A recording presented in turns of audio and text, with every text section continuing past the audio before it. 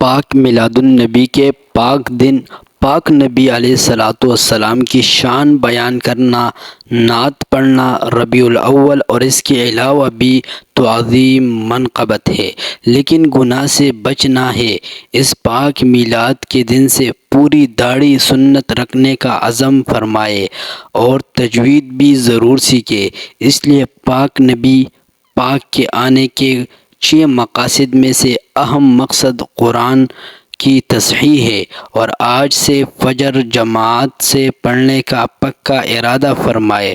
پاک نبی پاک نے فرمایا کہ مجھے ڈھول رباب توڑنے کے لیے بھیجا گیا ہے، لہذا اس سے بھی توبہ کرے۔ نعت خوانی کے ساتھ ڈھول بجانا کفر ہے۔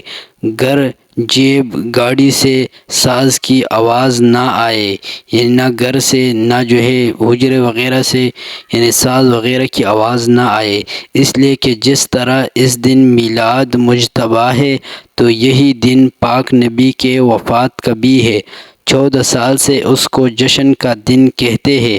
اپنے گھر بزرگوں سے پوچھو، اس کو تو 12 وفات کا دن کہتے بولتے تھے، اس لیے کہ اہل علم کی بڑی تعداد کا موقف یہی ہے، جن میں سیدہ پاک عائشہ رضی اللہ تعالی عنہا، عبداللہ بن عباس رضی اللہ تعالی عنہما، ابن سعد، ابن اسحاق، ابن حبان، امام طبری، ابن اثیر، امام نووی، مولانا شبلی نعمانی، قاضی سلیمان منصور پوری، صفی الرحمن مبارک پوری، ابو الحسن علی ندوی، ان سب کا یہی موقف ہے کہ نبی علیہ الصلاۃ والسلام کی وفات 12 ربیع الاول کو ہوئی ہے۔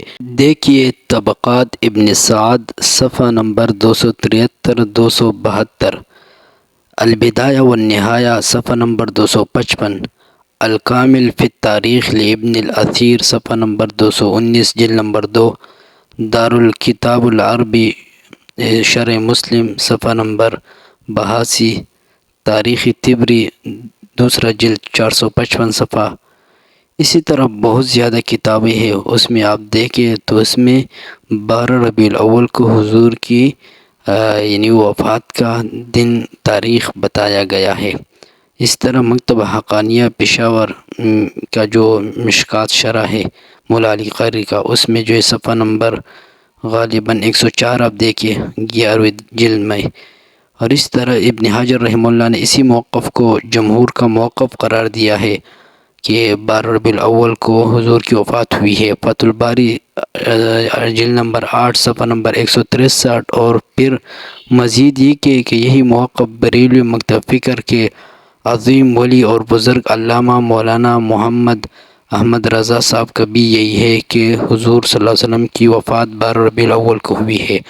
تو آج ہم دیکھتے ہیں کہ کیوں یہ لوگ اپنے بزرگوں کے خلاف یعنی جا رہے ہیں، اس کے خلاف موقف ان لوگوں نے اختیار کیا ہے۔ دیکھیں کتنی ڈھول باجے وغیرہ ہوتے ہیں اس میں۔ اور سب سے بڑے مزے کی بات یہ ہے کہ ہمارے سنی مذہب کے عظیم شیخ عبدالقادر جیلانی رحمہ اللہ فرماتے ہیں کہ پاک نبی کی ولادت میلاد 10 محرم کو ہے۔ اب سوال یہ ہے کہ شیخ عبدالقادر جیلانی رحمہ اللہ 10 محرم کو اس کو خوشی سمجھ کر کیا تھا، یعنی خوشی سمجھ کر اس کے اعمال فرماتے ہیں، اور آپ لوگ 12 ربیع الاول کو مناتے ہو، تو آپ لوگ شیخ عبدالقادر جیلانی رحمہ اللہ کی بہت احترام بھی کرتے ہو، تو پھر اس کی بات مان لو۔ تو اللہ پاک ہمیں سمجھنے کی توفیق عطا فرمائے۔ والسلام۔